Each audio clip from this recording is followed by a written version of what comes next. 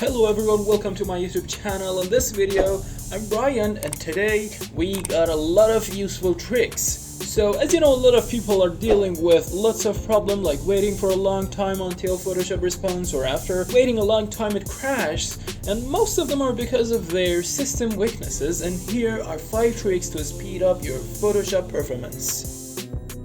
Let's go for the first one. I first go to Edit, Preferences, General, and on list here click on Performance, and at the first section you can see the memory usage. So here is the best range you can set, and the slide bar here you can change the percentage. By this slide bar is completely based on you. If you're using other programs next to the Photoshop, so you may want to decrease it. Let's go for the second one. Again, the same way: Edit, Preferences, and the General. Again, the Performance. You can see the history states. I'm sure you've ever tried to use on a keyboard Control Z or go for undo in another way. So here's at the time you can use your undo. For example, here is 50 time, and you can change it to whatever you like.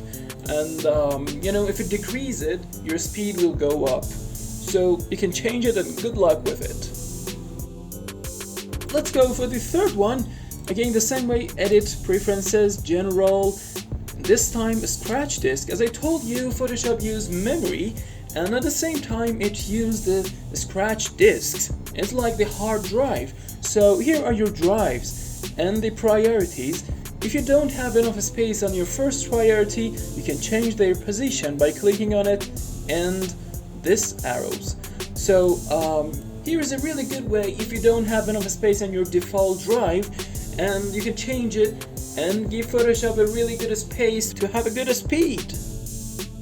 Let's go for the fourth one. I'm gonna make a circle here, a beautiful circle maybe, and give it a good color. Let's make it something like yellow, and just maybe changing the shape here.